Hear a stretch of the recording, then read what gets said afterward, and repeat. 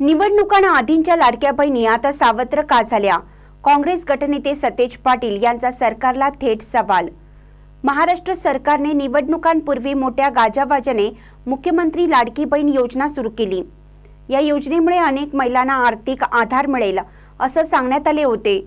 मात्र निवडणुका संपताच हजारो महिलांचे अर्ज अचानक अपात्र ठरवले गेले।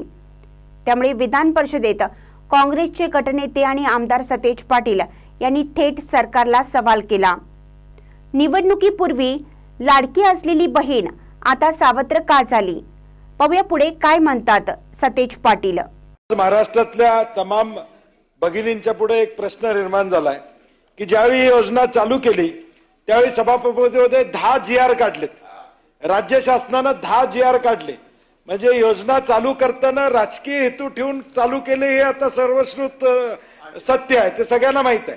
कारण की जर एखादी गोष्ट ज्यावेळी शासनातून होते ते तुमच्याकडे देतो गिरीजी, नाही म्हणजे विचारपूर्वक योजना करताना विचारपूर्वक कुठला या ठिकाणी निर्णय झाला नाही, फक्त राजकीय हेतू ठेवून या ठिकाणी निर्णय घेण्यात आला। लोकसभेत जो फटका बसला, आशिषजी, लोकसभेत जो फटका बसला त्याचा उतारा म्हणून योजना काढली, बहिणींच्यावर प्रेम म्हणून योजना काढली नव्हती, हे सिद्ध झालेलं आहे। हे जे निकष जे काय आज मंत्री महोदय सांगतात ते निकष पहिल्यापासून होते, त्या निकषाची जबाबदारी जिल्हाधिकाऱ्यांच्यावर होती।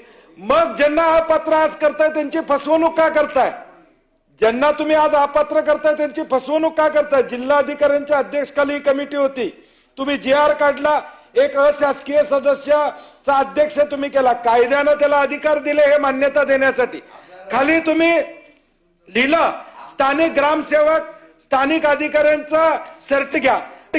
मग याची पडताळणी झाली होती का नव्हती? झाली असेल तर मग आमचं म्हणणं आहे त्यांना अपात्र करू नका। त्यावेळी तुम्ही पात्र केलं सा, त्यावेळी तुम्हाला लाडकी बहीण वाटली, आता सावत्र झाली का निकाल लागल्यावर? आता सावत्र झाली का तुम्हाला निकाल लागल्यावर? त्यावेळी तुम्हाला लाडकी बहीण लागली, लाडकी बहीण दिसली, तुम्ही पुढच्या 2 महिन्याचं अनुदान या ठिकाणी दिलं। या राज्यामध्ये मतासाठी या राज्यामध्ये अशी एकही योजना नाही गिरीश महाजनजी की पुढच्या महिन्याचे पैसे आम्ही आधी देतोय, अशी या राज्यात कुठली योजना नाही आहे। तुम्ही एक योजना सांगा, तुम्ही एक गतिमान असू दे, पुढच्या 6 महिन्याचे द्या, तुमच्या ताकद आहे ना। आमचं जाहीर आव्हान आहे, एवढी बहीण लाडकी वाटत असेल तर 2025 वर्षाचं अनुदान तुम्ही त्यांना द्या, या 1 वर्षाचं अनुदान या ठिकाणी द्या। भाऊबीजेला तुम्हाला लाडकी बहीण या ठिकाणी आठवली, 2 महिन्याचं अनुदान तुम्ही दिलं, ताबडतोब निकाल लागल्यावर हे अनुदान थांबवायचं काम या ठिकाणी केलं। 2100 रुपयाची तारीख या ठिकाणी सभापती महोदय सांगितली जात नाही। आमचा स्पेसिफिक मुद्दा आहे, ज्यांना तुम्ही अपात्र केलं जिल्हाधिकाऱ्यांच्या कमिटीनं हे पात्र केलेले हे सगळे आहेत, त्यांना परत पात्र या ठिकाणी करणार आहात का? निकषात बदल करून या ठिकाणी तुम्ही भूमिका घेणार आहात का?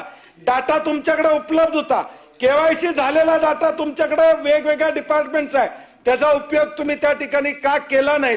आणि त्यावेळी लाडकी असणारी बहीण आता का सावत्र वाटायला लागल्या असा प्रश्न। आणि पुढच्या वर्षभराचे गिरीश महाजनजी म्हणले तसं वर्षभराचे 1500 किंवा 2100 रुपये ऍडव्हान्स दिले तर तुमचा जाहीर कोल्हापूरमध्ये मी सत्कार करतो। ताज्या बातम्यांसाठी महान करेला सबस्क्राइब करा आणि बेल आयकॉनला क्लिक करा।